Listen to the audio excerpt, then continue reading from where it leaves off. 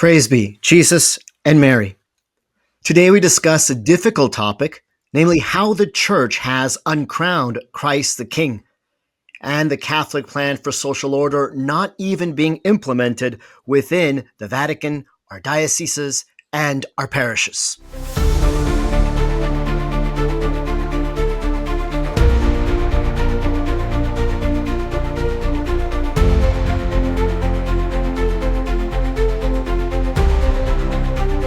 This is Fatima Today with David Rodriguez and Monique Kroecki.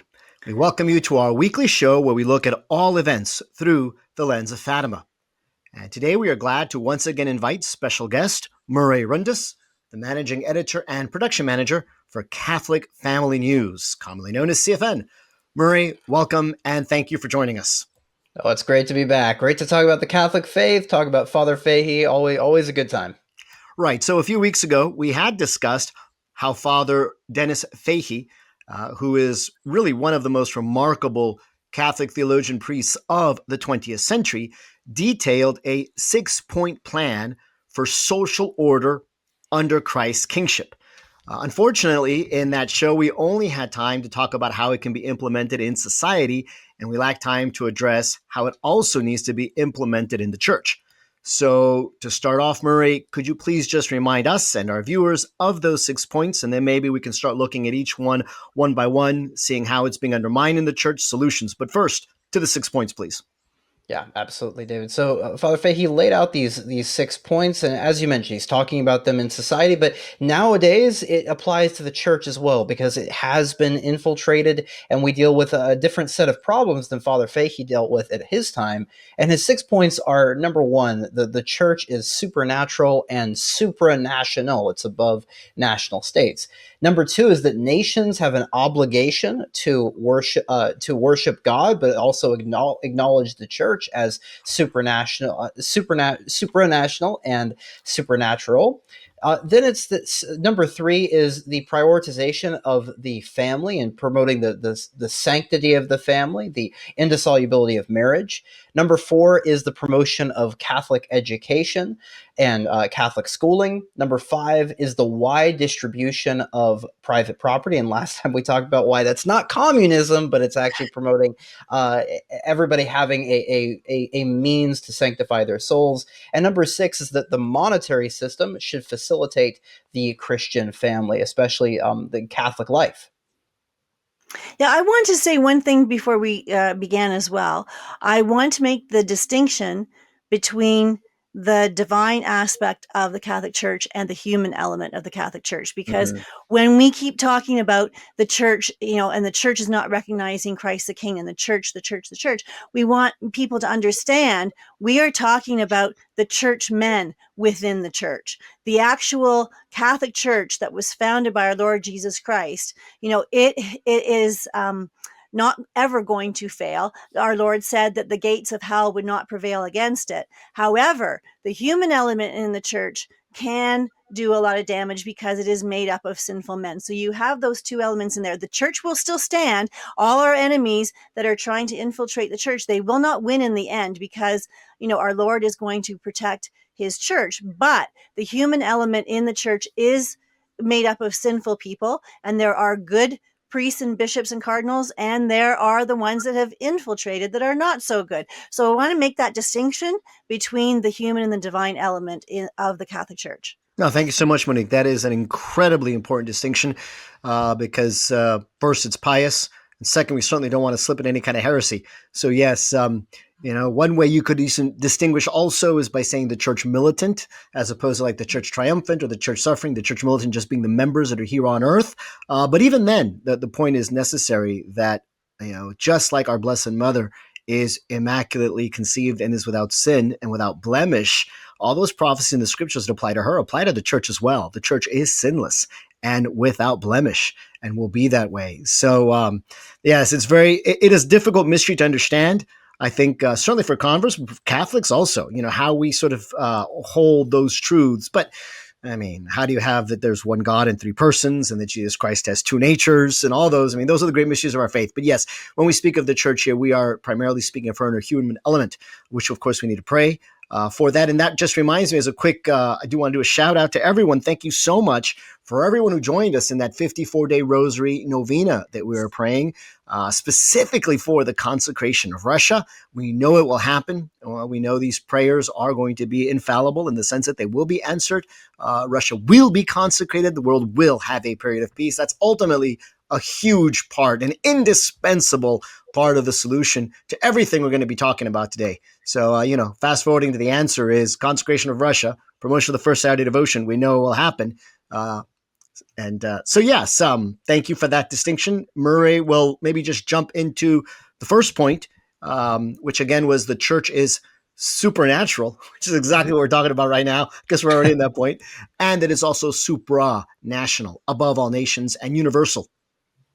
Yeah, this is a something that has been in a way forgotten about. For us and for good Catholics, this can be something that's sort of assumed, but it's actually something quite controversial, especially for people that have really lost certain dimensions of the Catholic faith. And so the thing we have to really look at here is how there's been a good amount of infiltration within the Catholic Church. People that are trying to undermine the nature of the church, trying to undermine the work of the church. And sometimes this can also happen through just confusion. And it really has been a confusion on one point in particular, which is religious liberty. And I wanted to mention that here because when we talk about the church is supernatural and it's supranational, and of course, the second point follows from that as well. Nations have an obligation to acknowledge the church. So we had I noticed some viewers on the last episode asked the question, well, how can something like religious liberty be an error of Russia, which is something I mentioned last time. And that's really connected to understand how this is undermining the church today, which is that well, when we speak about religious liberty, saying that man can worship in any religion of his choosing, he can be a Buddhist, he can be a Muslim, he can be a Protestant. It makes no difference to a state. What we're really saying there is, and underlying that is an error promoted by communism as well, which is religious indifferentism. And that, or we can also see that as naturalism applied to the religious realm in particular. And so religious indifferentism says that, well, if you're a Buddhist, if you're a Hindu, if you worship idols or you don't, it really makes no difference whatsoever because the whole world is material. That's the basis of communism, historical materialism. And so this is something that has snuck into the church, but it snuck into a church without maybe an overt saying, well, we're communists or we're materialists or naturalists, but it's based on a false sense of liberty. And that's something that has undermined the church when talking about, for example, this stems from Vatican II, but also some even misunderstandings of Vatican II, some exaggerations of it, saying that man's free will needs to be respected to the point of saying that he has to be allowed to worship publicly in a false religion. And that's, of course, an error seeking out to prioritize man's will. In the process, we lose the foundation of the Catholic faith, which is that man does have an obligation to worship God in the true religion, that salvation can really only be found there. And so when we see the massive amount of ecumenism, when we see Catholic states in particular, since the Second Vatican Council being told, you don't have to be a Catholic state anymore. For example, Franco's Spain was told, you don't have to be this Catholic state that has regulations on false religions anymore. When that is done, that is undermining the foundations of the Catholic faith. It's undermining those first 2 points. Well, and just to be clear, I know if everyone understands that reference, Murray, but I wanted to emphasize it as well. It's a very sad part, I think, of our Catholic history, where after the Second Vatican Council, the Pope actually had his envoys, as Paul VI, these are the papal nuncios, going to countries that were Catholic. In other words, their official religion is Catholicism. It's part of their constitution. It's part of their legal system, that they profess faith in Christ and that Catholicism is the official state religion of the land. And there were a number of legislators that was put to a vote. Do we keep this now? And of course, a lot of the legislators are Catholic, and so they grew up this way, and they're like, well, of course we do. We continue to say this, and yet a number of them, sufficient numbers of them, were persuaded to go against this Catholic teaching by the Vatican nuncios himself under the orders of Paul VI, telling them, we're not doing this anymore. A country shouldn't be Catholic. So that's that religious indifferentism definitely being promoted, unfortunately, even from, and to me, it's such a sad, sad part of our history. I think a lot of people know it was so much more dramatic, but when the Pope sort of, again, Paul VI lay down and sold and got rid of the tiara, showing that authority of the church over the worlds, that's sort of like a visual, very strong representation of what's going on in this sort of diplomatic interplay. And just to that one point, so I think people really understand how religious indifferentism is connected to an era of Russia. One thing is, it doesn't mean that it originated there. I mean, religious indifferentism has been with us all along. You can go back to the time of our Lord. It's there also. So, but Russian errors promote that, because what really underlies religious indifferentism, and I don't think people get this, and I really try to emphasize this, is frankly, you're not taking God seriously. Like, you don't really believe God. You're not really believing that Jesus Christ is God and that he came down to save us and is the only one who can save us and has given us the faith, the doctrine, the sacraments, and the church that saves.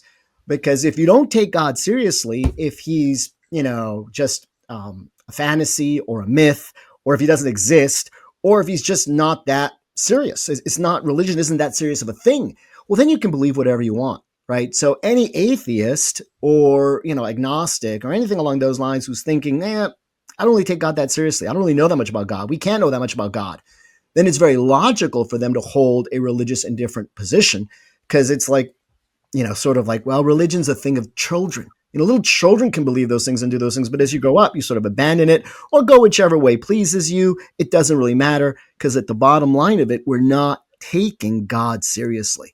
Yeah. And that's actually why a small thing. I really do. I'm very opposed to anyone who claims to be Catholic, for example, of putting on those bumper stickers on the back of their cars that say coexist, and they start using all the different symbols of the different religions to spell this out. I'm like, you're not a Catholic taking your faith seriously if you're going around promoting coexist, because Christ is the only truth, the only path of salvation, the way, the truth, and the life. But when you were speaking, David, I was actually thinking of Pope Pius IX's encyclical Quanta Cura, I believe it is, on the syllabus of errors, and I think in there he actually says that religious liberty morphs into religious indifferentism, which eventually leads to atheism. And that's exactly it. And you can see that in North America in particular, because, nobody wants to offend anyone else. And so you end up, I can't do this because that will offend this person. I can't do that because that will offend this person. And you end up with nothing in the end, right? Mm-hmm. And this is exactly how that happens. And so I thought that was interesting. And I do want to mention too that, this is the 100th anniversary this year of the encyclical Quas Primus, on the kingship of Christ. And I think that society has definitely gone, a complete 180 on that. That they don't want to acknowledge Christ at all, but they don't want to acknowledge, God, because we're becoming almost an atheistic society, or at the very least agnostic, in so many ways. Although if people do have religion, it's only privately held. It certainly can't be publicly held.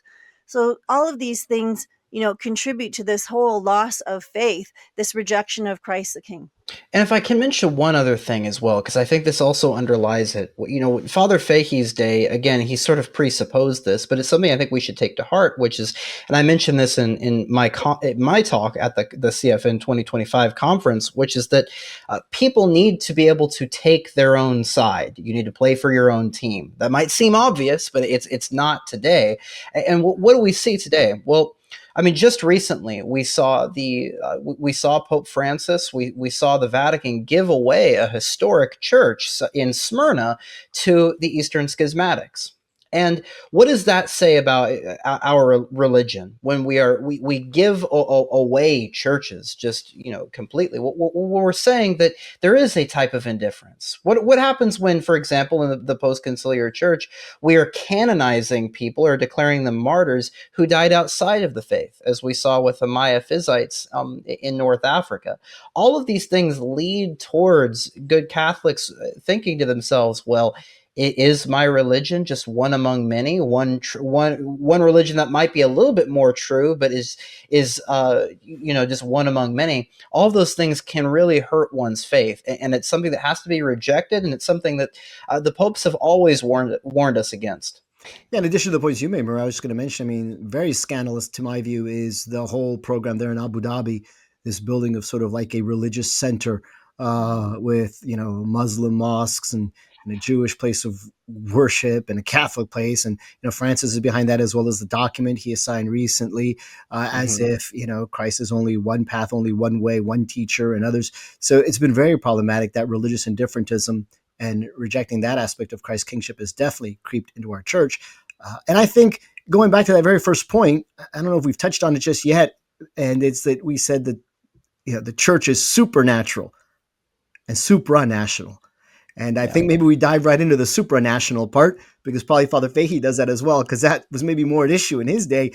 But I think today what's even more an issue is just the recognition in faith that the church is supernatural. Right? We made that whole point at the beginning of how we don't want to misspeak, but I see that as probably the biggest error of modernism, a kind of blending of the orders of nature and grace, so that ultimately the order of grace is gone and it's all just natural, right? This is like Teilhard de Chardin with his Omega point, and with the idea that all religions can get you to heaven because ultimately it's just based on, I'm a good person, as opposed to recognizing that I, as a human being, can't do anything to merit heaven. There is no good work I can do that will lead me to heaven or gain me heaven. It all comes from God's grace. And so there is a supernatural element to the church, and it must be always kept in mind. And I think very much, even within our own churches, we've forgotten that. I mean, one simple point to me that always stands out is the role of a bishop is to hand on the faith, to teach the faith. And it's such an important role as a shepherd to guard that deposit of faith and hand it on, because what we've always believed is that when the church teaches in this formal way, it's actually Christ who teaches. That's the supernatural element. It's just like in confession, right? It's not really just the priest who, it is the priest doing it. It's both, but it is the priest absolving me. But ultimately, it's Christ who absolves me. And so, too, in all the sacraments. But when Christ teaches, and so if the bishop recognized, I'm not here like teaching my own thing, all I'm here to do is teach that wonderful, precious jewel that God has entrusted to me, that Christ, I'm supposed to teach what Christ teaches. But do we really have this faith that this doctrine and that this worship, that everything we have in the Catholic Church actually comes from Christ, who really is God, right? That's a supernatural element. And I see that as perhaps one of the biggest problems underlying the great crisis in the church, that Catholics are no longer being taught this. We're no longer believing this. Our shepherds are not acting this way, as if this really comes from Christ, because then you can't change it. Because it doesn't belong to us. It doesn't matter what happens in the world. And if the times change, and if the world decides that, divorce is okay, or, all this transgender ideology is okay, and we just got to get along with the times, you'd be like, no, it's what Christ taught. And you don't change Christ's teaching.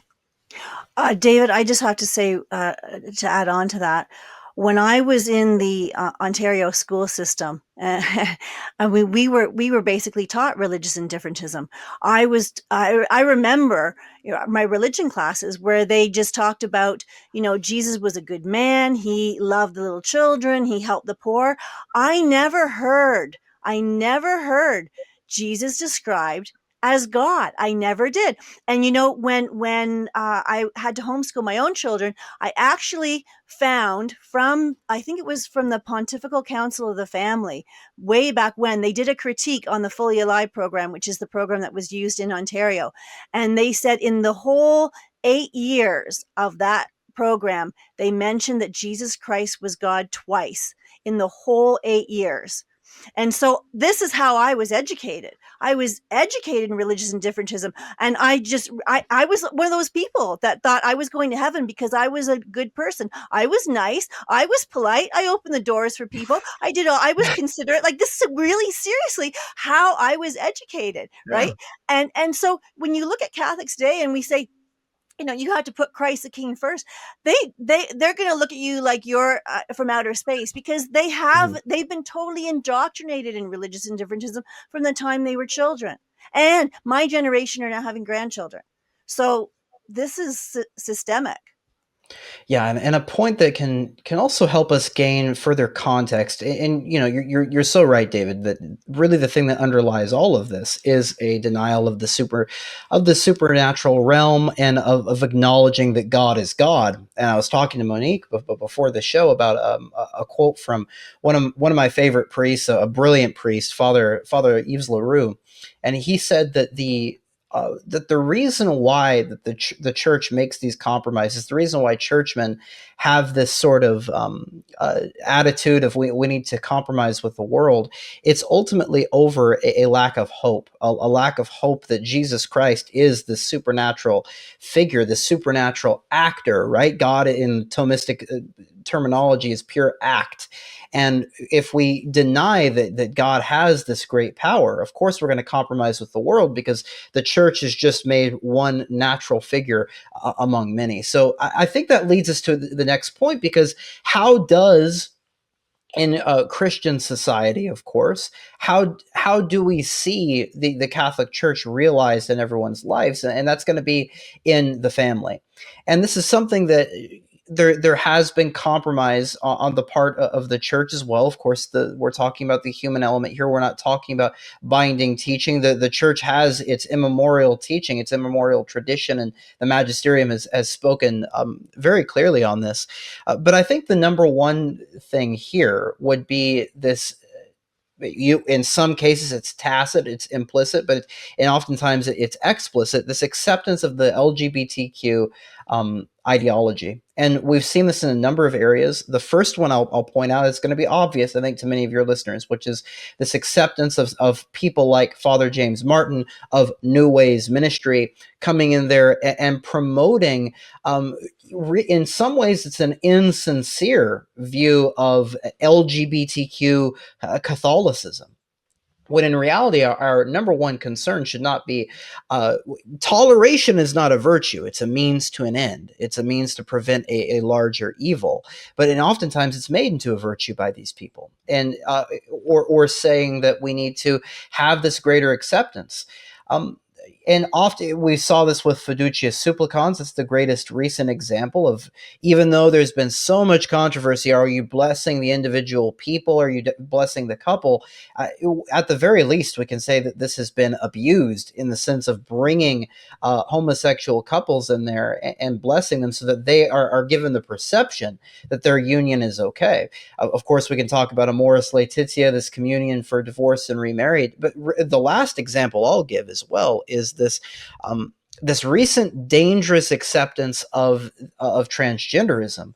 There's been numerous examples of this, of transgender hermits being accepted into dioceses, told by the bishops that they accept their sex change, and they've even met with the Pope on a couple occasions. And we don't see even we get sort of vague statements at times saying, well, you need to respect your identity for who you are, you can't change it.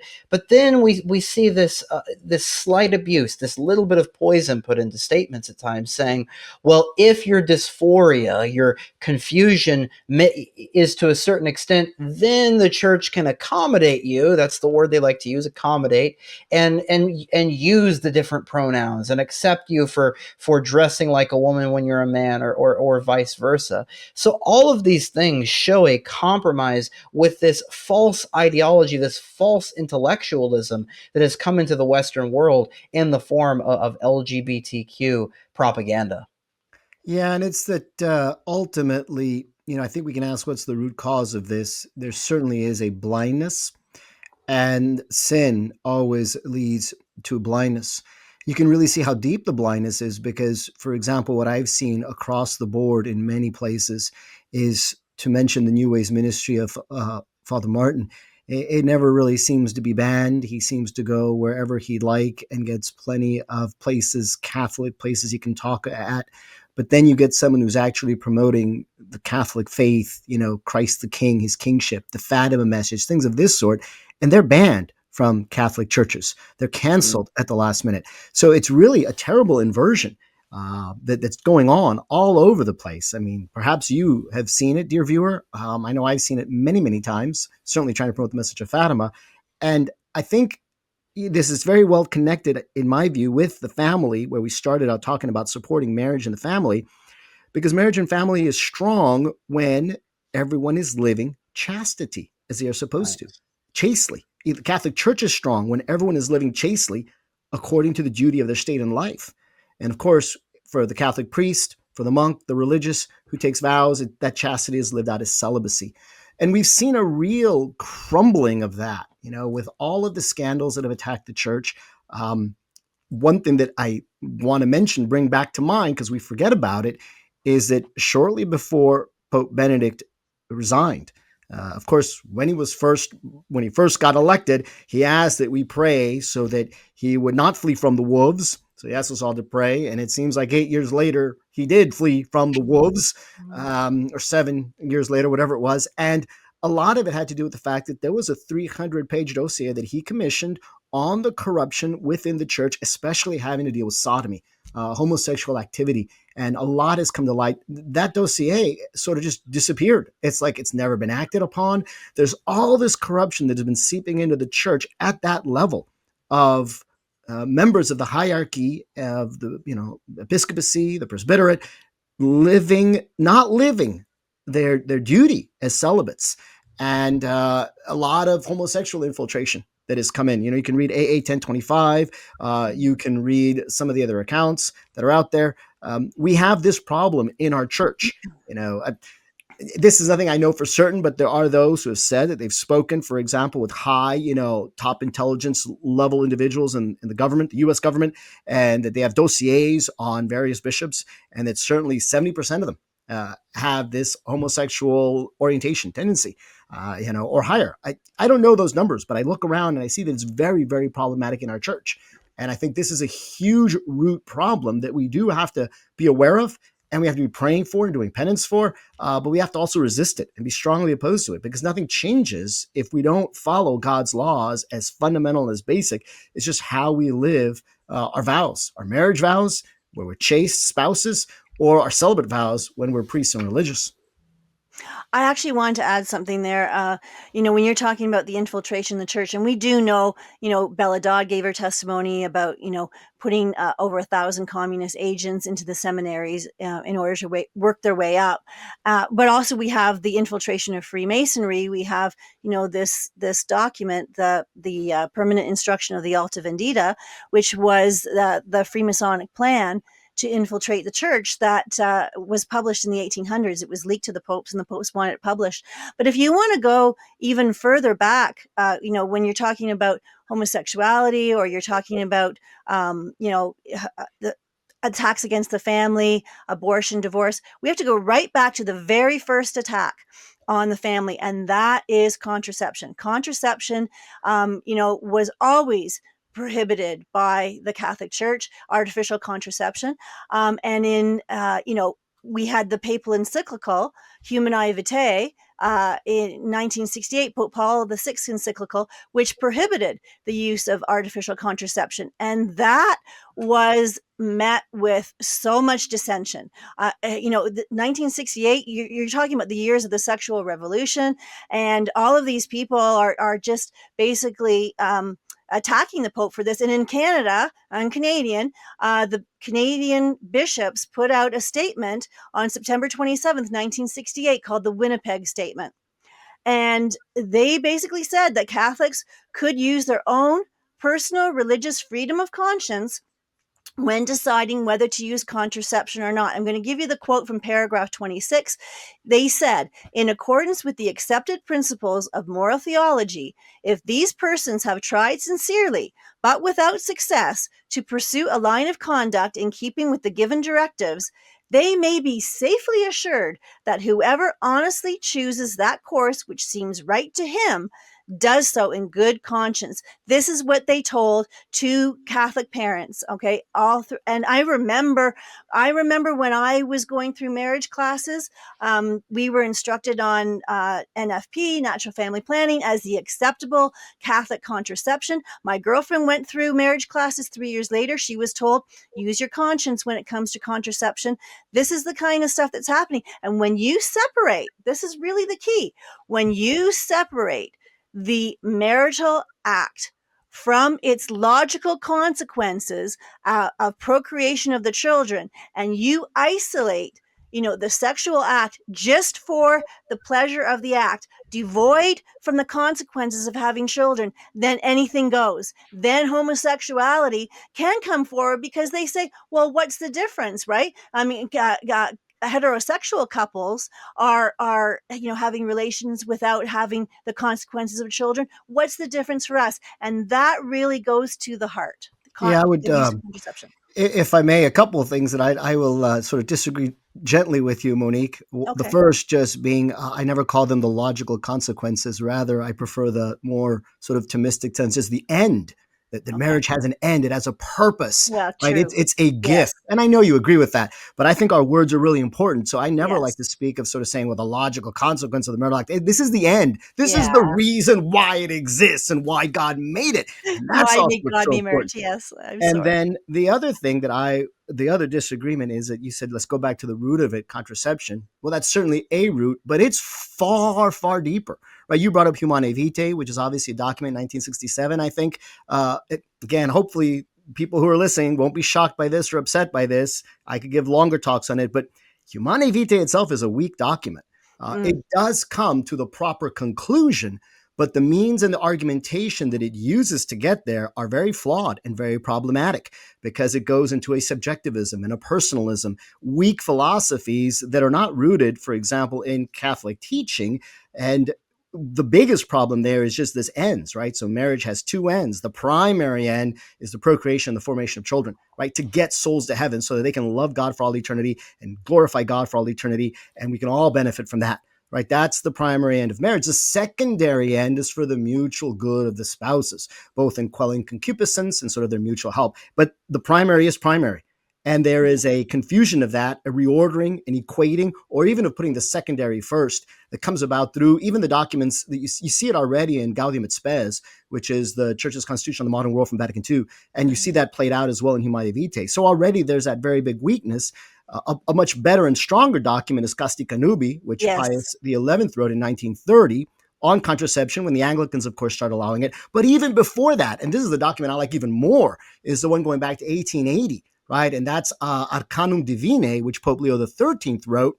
And what prompted him to write it was the promotion of divorce, and which has, of course, evolved into no-fault divorce. So I would say that's actually an even deeper problem. Once you start allowing divorce and accepting it as part of the social order and the social fabric, especially the horrific no-fault divorce, then you're already opened the door for contraception. It's like contraception is just a matter of time. Just like once you accept contraception, abortion is right around the bend, and right after that, all this other stuff, the LGBTQ, transgender, and everything else we're talking about is around the bend. But I would say the real root is divorce, because again, divorce is attacking the very heart of marriage. I think when you introduced that third point, Murray, you even said the indissolubility of marriage, and the sanctity of the family. And that's true, right? So once you, and so many of us have just become okay with divorce. And this is not acknowledging Christ's social order, and it's not acknowledging it within the church either, right? Even this concept that annulments are just Catholic divorces, and the fact that annulments are being given out so freely is extremely problematic within the church today. Yeah, and I think there's an important thing to focus on here, and maybe to pause before moving into the points 4, 5, and 6, that we can maybe give the listeners some context for, well, because I can imagine some might be confused of, okay, so there's some things wrong with Humanae Vitae, and you've got all this crazy stuff from the popes today. What should we follow? Well, the reason why the central point in Humanae Vitae that birth control contraception is morally illicit, the reason why we would say that is infallible is not because just the Pope said it. because that's not a statement ex cathedra. And that goes for all of those statements concerning contraception that you mentioned. Rather, there's something called the ordinary and universal magisterium, which is where the church from all time and from in all places draws on a certain teaching. And this is the case with Roman Catholicism, where we've seen the constant practice, going back to the patristic testimony, the early church fathers, going into the Middle Ages, the constant repetition of this among the popes and among the bishops, that contraception is illicit. And this is very important too, when people might be considering, why is Catholicism the true religion? Well, this is a point that we can actually use. You mentioned divorce. If you look at every institution, even up to today, even with the sort of eclipse that we have in the church, the Catholic faith is the only one that maintains this indissolubility of marriage with this fervent and strong defense of this indissolubility. If you look in the other communions, of course, Anglicanism, the Church of England, based on divorce and remarriage with Henry VIII and his illicit acts. You see, Protestants do not defend the indissolubility of marriage today, by and large. The Eastern Orthodox even allow up to 3 divorce and remarriage. So this is something that's very important. This is something that the Catholic Church has always said. It's the foundation of the family, this indissolubility, because you are becoming one flesh with another. And it's still defended, and it's still something that we can look to in tradition. We can see this constant teaching throughout all time, and we can defend it. Now, how does all of this stuff get instilled, right? How does this get in so that we can actually form good Catholics? It begins at Christian education and public schooling, in Catholic schooling, as opposed to public schooling. And the point I'll mention, I'm sure both of you have so much to say on this topic, is I want to look really at the collegiate level, which I think is we've seen such a disaster with in the post-conciliar period, where we have seen, going back to the Land O'Lakes statement, and people can look that up and see that the Catholic universities basically decided as a group, we're not going to be Catholic anymore. And that's why you go to schools like Notre Dame and you see it full of degeneracy. You go to places like Georgetown and it's indistinguishable with another degenerate public university. You've got Marxist professors chairing many of these seats. The philosophy departments, I mean, there's certainly good there's good professors nowadays. I certainly don't want to denigrate them, but you oftentimes, even in Catholic universities, have this improper formation. And this is something that is going to be very important today, because how do we train good Catholics? Well, we need to instill them with the knowledge of the faith, the knowledge of if they're going to go into the intellectual life, they need to be full of truth. But even if they're going into a trade, they need to have a foundation for how they live their faith, and to not be in an environment that completely destroys them rather than building them up, which is the purpose of education, leading one towards wisdom, towards pursuing ultimately with union with God, which is really the end of all things. But even here, it's about forming yourself. That's the purpose of education. And in the collegiate level, we've seen a decline there, and it's only going to return if we see the church emphasize again and again, the Catholic schools have to be Catholic. Certainly. And they have to be precise in how they teach, right? The way that so many of these doors and windows are being opened is with ambiguity and subjectivism, right? That's one, again, I thought it was great that you mentioned some of the reasons why people can see the Catholic faith being true and helps converts. I would say one of them is just the precision that the Catholic Church is always taught with, right? It's not that dogma evolves. That's a totally incorrect thing that some people say. Rather, we get a deeper understanding of dogma. That's true. But then they try to switch that with saying, well, it changes. No. Deeper means the meaning it always had still is there. It's just that we understand it even more profoundly and even deeper. But it doesn't change in meaning. We just go deeper, more specific, more precise. Instead of getting more general and more ambiguous and more sort of elastic and loosey-goosey, we actually get more precise and specific so that over the centuries, we understand our faith better. And so that's also, I see what's really lacking in the universities and certainly in Catholic thought theology and philosophy. We have sort of abandoned the scholastic method, which was very precise, and you hear people denigrate it. I think it's Pius X who says the first time you know there's a heretic out there, like the clearest sign, red bells should go off, is when they begin to denigrate and speak ill of scholasticism, the Thomistic method of St. Thomas Aquinas' teaching. Then you know you've got problems here, right? And just one example, because I really like what you pointed out, Marie, this in action. You said, well, we've got to understand why this teaching's infallible. Not that it's Humanae Vitae or any other papal declaration, so important, rather because these things are rooted in, for example, natural law or divine law. So ultimately, even the church, what's the cause of its infallibility? It's ultimately God. God who can neither deceive nor be deceived. So it's really God who's infallible, and then the church can participate in God's power under very precise conditions that they exercise his power and infallibility. But God himself is always infallible because he's God, right? And so God creates divine law and natural law. And those two are always infallible when we follow them correctly. And so, for example, contraception is against natural law. And Catholics should learn the arguments to explain why contraception is against natural law. Artificial and natural contraception, natural family planning. Those are both against the natural law. And then, of course, divorce is certainly against divine law. We have our Lord himself saying that there is no such thing as divorce, and what God has joined, no man can render asunder. So, but again, that requires that precision, understanding the real causes of certain effects. And we've lost that in our modern higher education. I would say we've lost it in the lower education as well. Because no, seriously, I'm going to go back. Right. I'm going to go back to my schooling, my lack of education. My father would ask me, how are your catechism classes going? I thought catechism was just an old-fashioned word for religion. I thought, well, my religion classes are going fine, right? And I learned nothing. And my poor father was a traveling salesman, so he just accepted that the school was teaching me.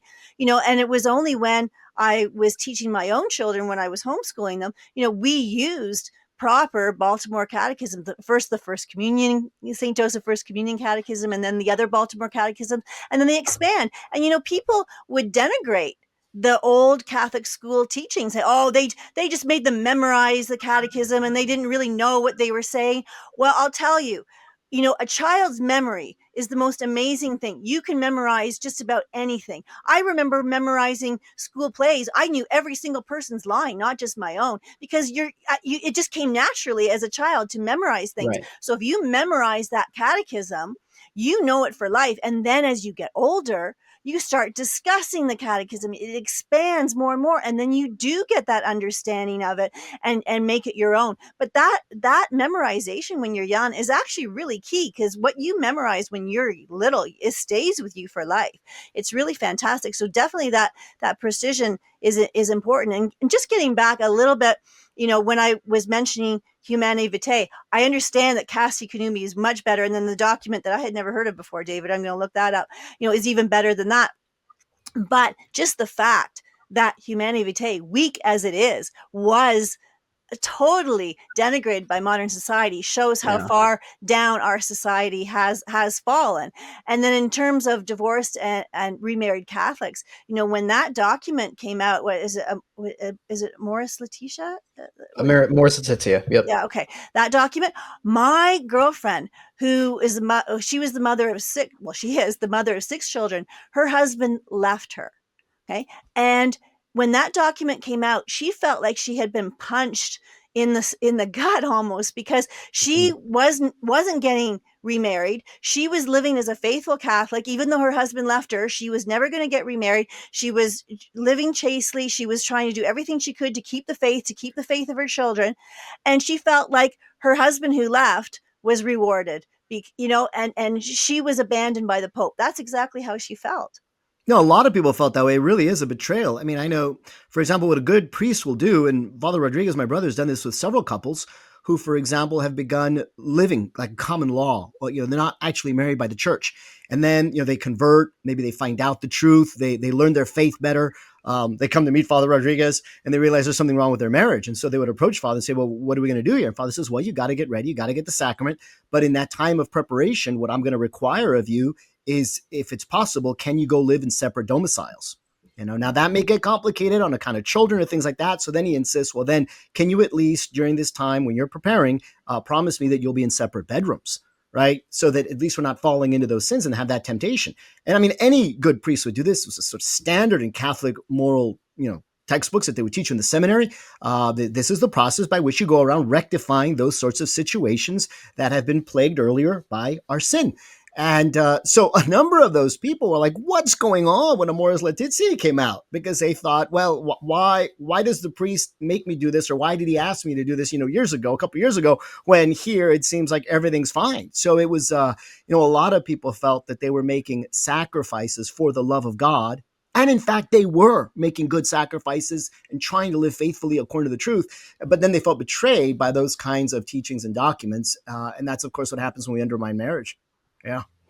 Yeah, definitely. It's something that, so we began with God, the first 2 points, and we're beginning with his church and the obligation of the state.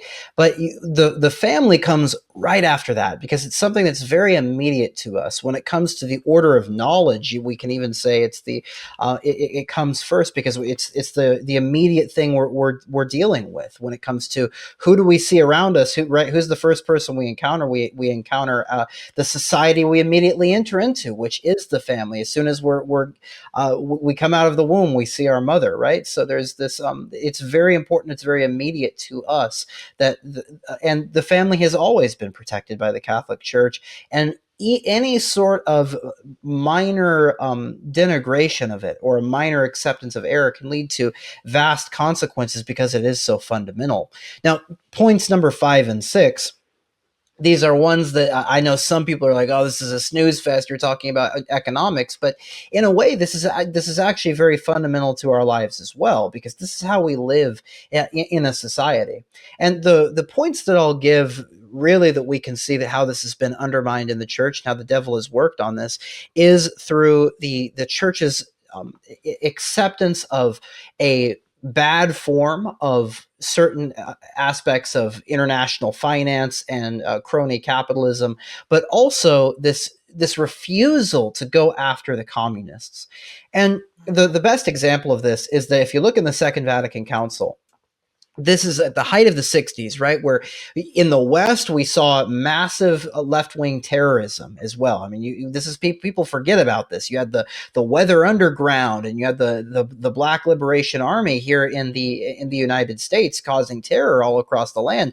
But the obvious point is that you have the massive Soviet state and a spread of international communism, the spread of the international revolution.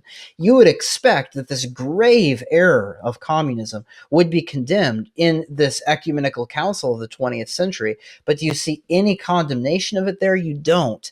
And the reason was because there was this desperate attempt to try to have a reconciliation with the communists, to try to get some concessions from them on the part of the Catholic Church. And ultimately, the Catholic Church just simply got played in many of these occasions. The reason why John Paul II was such a popular pope is because, to his credit, he did take a stand against some points of communism, even though he didn't take a good enough stand against some of the excesses of liberalism, I would say. But we don't just see this acceptance of now, I wouldn't want to say acceptance necessarily of communism, but this sort of trying to reconcile with communism, this refusal to go after them. But we saw it especially in, as I alluded to, with this acceptance of the West as well. And we see this today, this sort of attachment to groups like the United Nations and these large NGOs and progressive groups promoting mass immigration. And we see there's this sort of fetishization of these groups on the part of the Catholic Church today, the conciliar hierarchy, because to them, that's how you look like a good person. You are participating in helping the migrant. You're participating in helping these third world nations elevate themselves. And what has happened in the West is we've seen, once again, one of these fundamental principles get undermined. We now see private property. It's extremely difficult to obtain now. People cannot even get a house. It's very difficult for my generation to go out and buy a house or even rent an apartment in the city. And this is because you have a large subsection of illegal immigrants in the nation that the Pope comes out and says you can't deport. you have a massive amount of the wealth is going towards the very top, and is making it so that private property can't be distributed. And when you talk about a monetary system, which is point number 6, facilitating the Christian family, that is, there is no consideration for the sanctity of one's life, or the even giving somebody a living wage, making sure that somebody can actually facilitate a Christian family in our modern economic system. Our modern economic system is selfish. It only looks out for for the individual trying to exploit others. And we see this emphasized. We see massive amounts of wealth going towards the top. And we see even as well a refusal to industrialize as well, a refusal to make things. We're only dealing with the manipulation of money. Father Fahey wrote a book on that. Rather than making goods, having the means of production in the hands of the people of the nation, we see money simply, our debt is exported to other nations. We see a manipulation of the currency, and that's how the state survives. That's no way that a Christian country, a Catholic country, needs to run its economy. And until the church actually goes into this realm and says these things are moral, these things are not, puts the family first, puts the Catholic society first, we're going to see these nefarious non-Catholics taking advantage of good Catholics here in the United States, in the West, and in Canada, in Europe. And it's going to make it so that there is not a material solution to get out of this crisis if we're not careful. So those are actually important points, even though on the surface it might just seem like economic nonsense. Hopefully no one is thinking on the surface, Murray, because really what you said, I think, just scratches the surface. We've got a lot of issues here because the church is existing in the world and money is in the world. There is a connection there that is undeniable. And unfortunately, right now, we've got massive corruption there.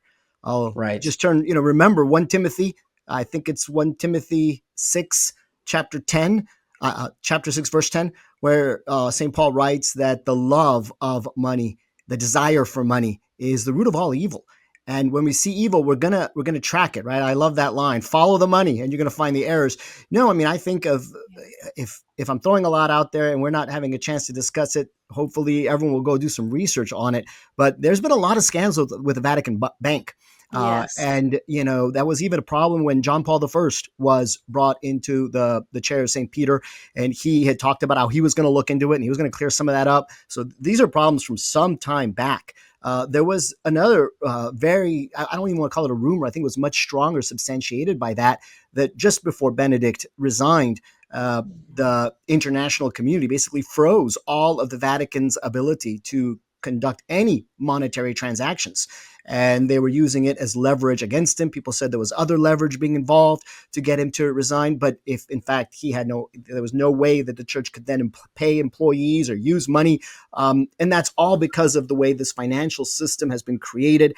And we've enmeshed ourselves in it, as well as even just the problem of usury, which people no longer talk about anymore. But that's a huge problem when it comes to the financial. So the church is definitely very, very involved in this. And one thing that's coming to light right now in this country, but I know it's going to start having major effects everywhere, is all the things that have been uncovered lately under, sort of like this team of DOGE, the Department of Government Efficiency, and its analysts. The millions of dollars that have gone, for example, through U.S. aid to various dioceses in the Catholic Church to, in fact, bring in all kinds of illegal immigration. And that same cover of illegal immigration has been a massive amount of human trafficking for sexual purposes. Children that are being brought over, hundreds of thousands of Guatemalan children who were brought over and are now lost. People don't even know where they are. And they get brought in through all this money that was being funneled. And then, various dioceses got a lot of that money and it came in under their umbrella. Like there is guilt and blood on, the church militant Catholic hands for being involved in these sorts of things. And we're not talking nearly enough about it. And it's a huge scandal and it's going to blow up further. But that's all involved with money. And these are points 5 and 6, not to mention just the fact that, if you want to also look at it from the spiritual side, because everything's, natural and supernatural. And so when I see number 5, the wide diffusion of the ownership of property, I think here, for example, of the beautiful spiritual property that is our heritage, right? The rights of the church, for example, according to tradition that our forefathers and ancestors going all the way back to the apostles had, right? A wide diffusion of that. That is our private property, our personal property, our inheritance as Catholics. And that is being taken away and denied. Many people are not being able to get the mass or confirmation or baptism according to traditional rites. That's a rejection of that fifth principle, and how the church itself is not following by it. And then I just see how money concerns, so often these money concerns, these political concerns, sort of like in that tier of the hierarchy of the arts, right? You had the agricultural, what we need to survive, like food, and then the industrial arts, and then the trade, the financial stuff. I see the financial concerns in the church taking trump over in this case for agriculture. I'm going to say what nourishes us. What nourishes us is the Holy Eucharist and our devotional life and the rosary and the prayer and the sacraments. And so often it's the lower level of human concerns that trump those concerns of actually feeding the flock with the pure doctrine and the pure worship that we need to get to heaven. So I think points 5 and 6 are extremely applicable, and hopefully no one's thinking like, oh, this is boring or this doesn't apply. It applies very, very much for sure, Marie. And if I can mention one more thing, and maybe we can then give the last word to Monique. You mentioned this crisis with the Vatican Bank. And of course, we have this problem with USAID here in the United States, this massive corruption among the episcopate. Well, the reason why this is, you can even go back further. Maybe our listeners are aware, but the Vatican state, the papal state, it used to be a legitimate, a fairly large country owning, about a third of Italy. And this was something that Catholics used to take so seriously, making sure that the papal states were protected, so that you don't have this issue, so that you don't have the papal states, or now it's just the Vatican City state, going in and seeking these illicit means to try to gain wealth. And of course, we can look to the Middle Ages as well. The crisis that we had, even going back then, these problems aren't new, of the bishops attaching themselves too much to the world, as you said, concerning themselves too much with their own personal monetary responsibility. And the last thing I'll say is, to anybody that might seem confused or see this as just being complete darkness. This is what God, it's a mystery, but this is what he likes to do. He likes to bring us to a point where it actually does seem like complete darkness. Imagine being the apostles. Our Lord is crucified on the cross. His hands are pierced. He's scourged on the cross. It is dark outside. There's an unbelievable darkness. It seems like everything is over for them. But of course, there's a resurrection to come. And of course, here on the Fatima Center, there's an understanding that the Fatima message is, of course, a part of that.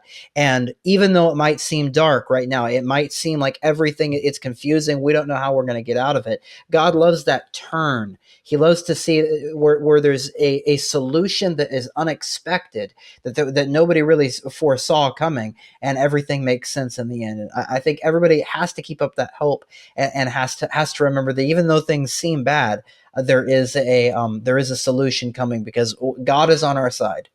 Oh, Marie, I'm really glad you said that, because I was trying to make this one point, and I was listening to you both, and you've just led me to the point that I was going to mention, which is that we have to also believe in God's providence for us, because when you're talking about all these young people, worried about never being able to afford property, and to have to raise a large family in an apartment and things like that, those are real concerns, and I'm certainly not downplaying that. My children are going through that myself, or themselves. But I will say that we have to have that supernatural hope in God. And God, I can tell you in my own life, every time, we didn't, on paper, it looked like we could not afford to do something.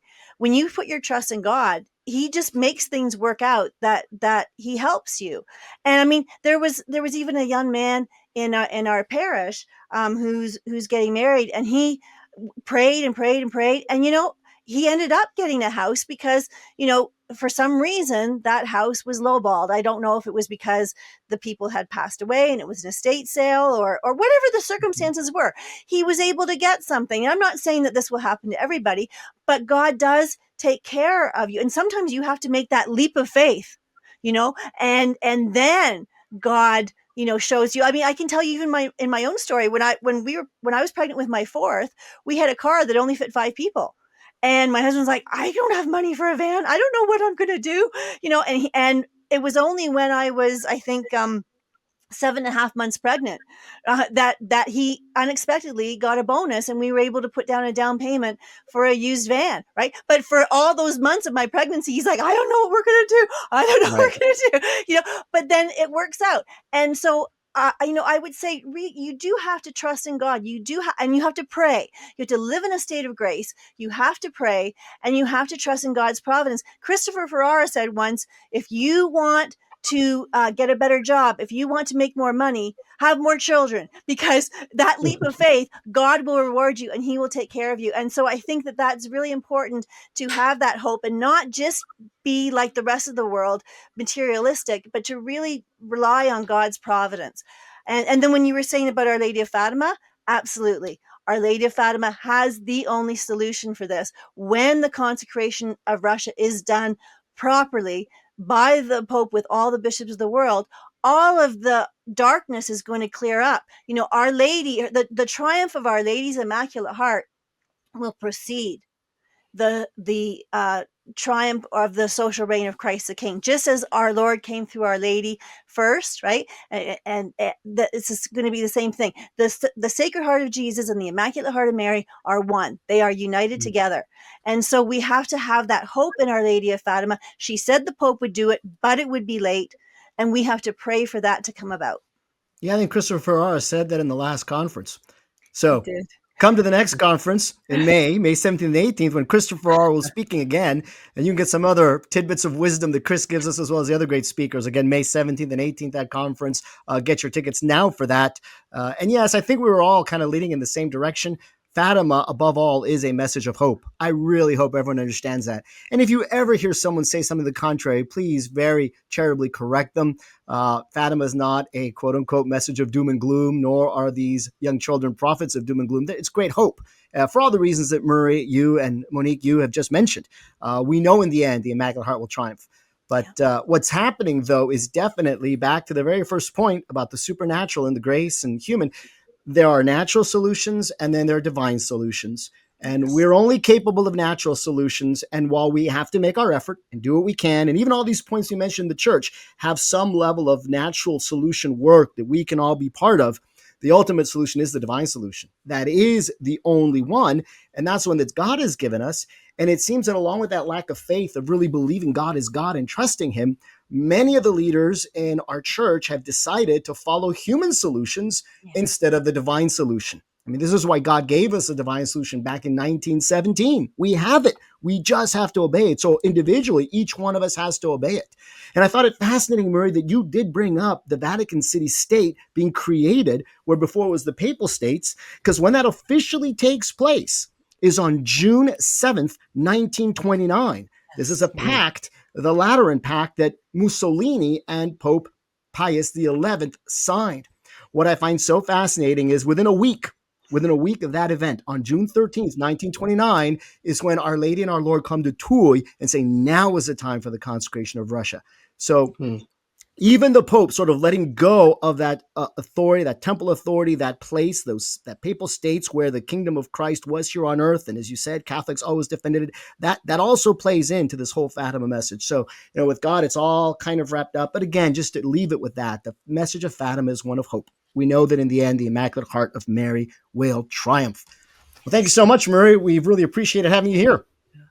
Absolutely. It's always great to be on here. It was wonderful. And listen to, if you can subscribe to Locals, listen to Murray's talk at the Catholic Family News Conference, as well as all of the other speakers' talks. They're very good, very informative. Yeah, catholicfamilynews.locals.com. Thank you, Murray. Thank you, Monique. That's it for Fatima today. Thank you all for joining us, and we will see you again next week. And don't forget to like this video, and to subscribe to the channel, and to share this video with others, so that more and more people will learn the message of Fatima, as well as the 6-point plan for social order. So thank you very much. And remember that Our Lady of Fatima has given us the only solution for the problems of these times. God bless you, everyone. Our Lady of Fatima, pray for us.